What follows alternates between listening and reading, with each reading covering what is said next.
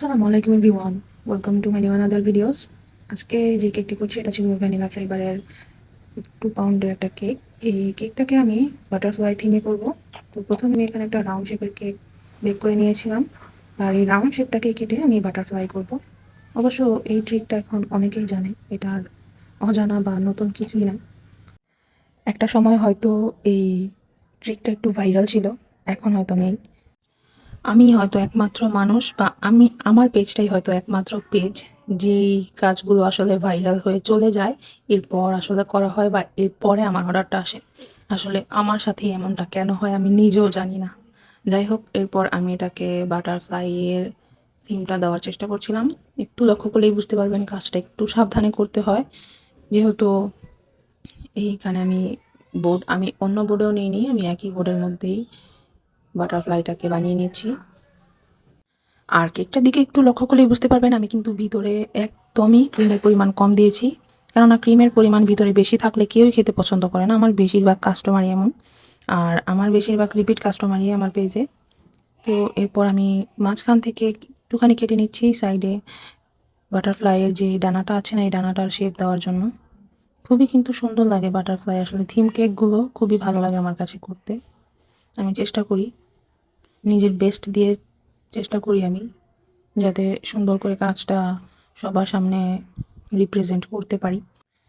আপনারা যারা মুন্সিগঞ্জের ভেতরে আছেন, যদি কেক অর্ডার করতে চান, অবশ্যই আমার পেজটা একবার ভিজিট করে দেখতে পারেন। আমার পেজটির নাম হচ্ছে আনাবিয়া কেক হাউস।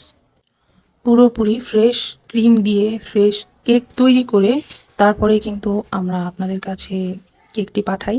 এটা কিন্তু আমরা অনেকদিন আগে তৈরি করা কেক বেস দিয়ে কিন্তু কেক ডেকোরেশন করছি না।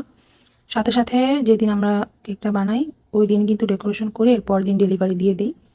তো অনেকেই হয়তো মনে প্রশ্ন থাকতে পারে দোকানের মতো, যে অনেকদিন আগে দোকানের কেকটা তৈরি করে রাখে, ডেটও দেওয়া থাকে। অনেক সময় হয়তো কেউ কেউ সময় ডেটটা খেয়াল করেন না, ডেট ওভারও হয়ে যায়। আমি এমন নিজের চোখে অনেক দেখেছি, রাস্তা দিয়ে যাওয়ার পথে হয়তো চোখে পড়ে যে অনেক দিন আগের কেক আপনি অনেক দিন পরে যাওয়ার পরেও দেখতে পাচ্ছেন ওই একই কেক।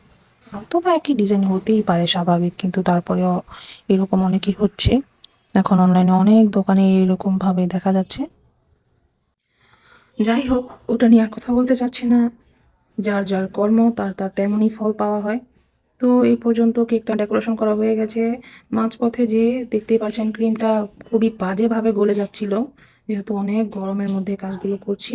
আর আমার বাসায় এসিও নেই যে আমি এসি ছেড়ে তারপর এক রুমে বসে এভাবে ডেকোরেশন করব। তো এই গরমের মধ্যেই আমার কেক ডেকোরেশন করতে হয়।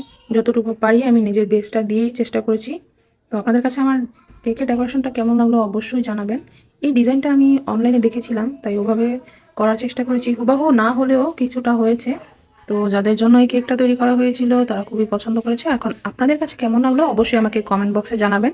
ভালো লাগলে অবশ্যই আমার পেজটিকে লাইক ফলো করে দিবেন, আর ইউটিউব চ্যানেল থেকে দেখলে আমার চ্যানেলটি সাবস্ক্রাইব করে দিবেন।